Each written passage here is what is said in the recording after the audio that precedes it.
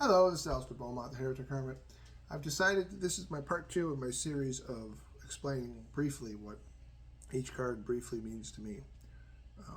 The idea is to attach a particular phrase or word or feeling to each individual card. It's just kind of a go-to. You memorize a single idea for the cards, and then after that you can extrapolate as you're going through the readings. So what I'm offering you is my example. Not that you have to follow it, not that you'll even agree with it. I have a baseline for the cards, just as an example of how I do my readings, and you can do it however you want. But this is just, hopefully it'll help you along if you're trying to learn how to use the cards or trying to understand how they work. So without further ado, this one will be part two, so it's for the swords. Direction or drive. Lack of direction or lack of drive. Stalemate. Block. Sometimes it means no, too. X for no. The end of a stalemate. Release. Harsh truth or cheating. The resolution or understanding of the harsh truth, the acceptance of it, and the getting over the cheating. Peace between battles. Lack of peace between battles. A crime. The resolution of the crime. Forced movement. Avoiding forced movement. Deception. Its resolution. The illusion of a cage. Freedom from that illusion. Nightmares or fear. And this one's special because over the years I've moved it up a bit. Some people look at it as torment. The idea is that nightmares become real, and sometimes that is the case. But lately I've also discovered that this is the release from fear.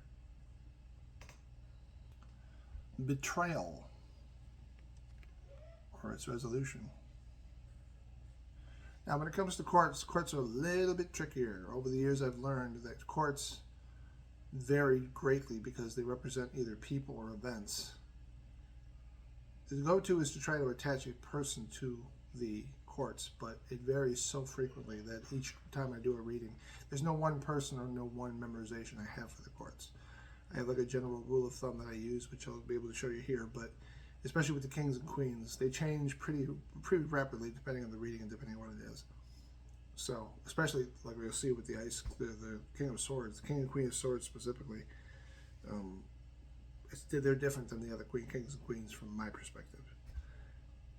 You have to remember that one of the other things that's important about doing tarot readings is that while you actually shuffle the cards, the relationship you have with your cards is supposed to be very intimate. That's why you're not supposed to let anybody touch your cards or use your cards, because they speak to you because they know how to speak to you, if that makes any sense. So therefore, what you interpret, because the cards know what you interpret before you shuffle and draw them, the meanings that you draw from them naturally have to be correct, which makes it sound very metaphysical, but it's the truth, because what you see is on purpose, which means every mistake. That's why you can shuffle a deck of playing cards a million times, never drop a card, and you shuffle tarot cards and they fly out all the time. It's the way that the decks are trying to give you, the universe is trying to let you know what's going on ahead of time. This is important, I need you to see this sort of thing. And when it comes to courts just fluctuate very rapidly. So you can't settle on one particular idea.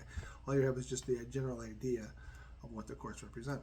So what I'm going to do here is I'm just going to show you the general idea of what I think they represent, just in a very general sense. And believe me, it's not something I stick to, because like I said, especially the fact that courts are both people and events, fluctuates greatly.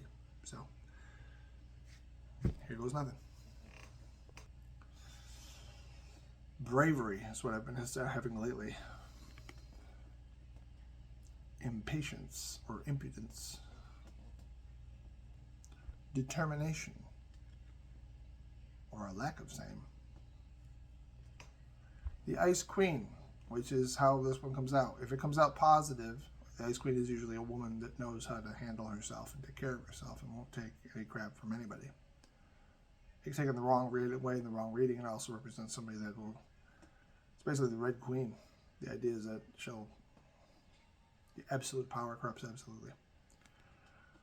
When it's reversed, it's exactly probably the other problem. If it's an ice queen where it's somebody you're trying to get over, then this is you getting past the ice queen or getting through the ice queen or defeating the ice queen.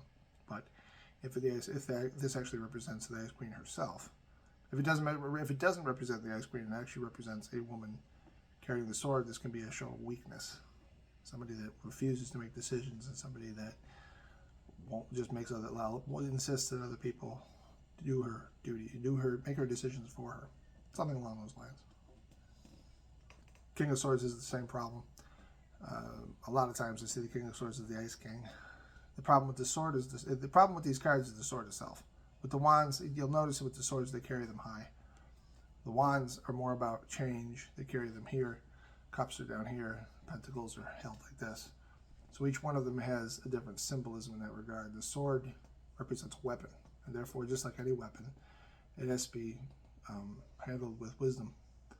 And depending what kind of a person you're ending up with, especially with the King of Swords, it's like this person can either very easily, no matter if it's upright or not, this is a person who you don't want to mess with just because they have the sword.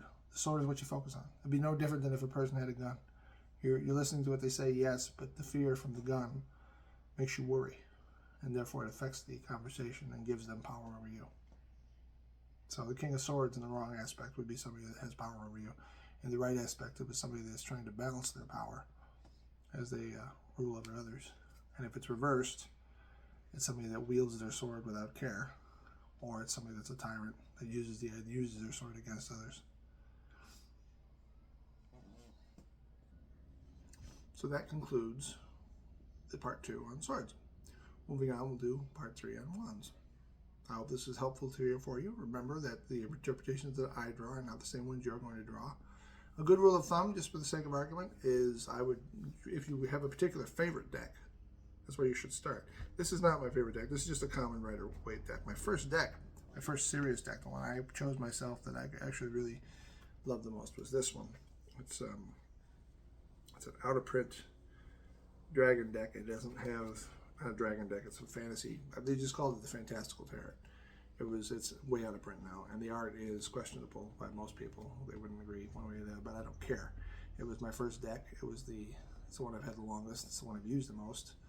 And so each individual image has its own particular feel as you look at it. You'll notice the magician here is somebody that it speaks to skill. The skill of magician is something that is normal in the writer. When you see the other, I'll just pull it out. When you see the other magician, this magician is about teaching, it's about skill, it's about showing off. This one's about power. This one's more about demonstration. This one's about using it. So there's still skill. Do you see what I mean? So both of them represent skill, but the pictures represent different things. You don't get the same feel for this that you do for this. At least I don't. And that's the point I'm trying to make. So you pick the deck that you actually is your favorite, and then learn from that. Attach a single phrase or a feel to each one of these, just like I have done with these, and memorize it, and then don't worry about it, because once you memorized it, it's not written in stone. It's just a base, and the base is what's most important, so you can extrapolate meaning from the patterns that you see.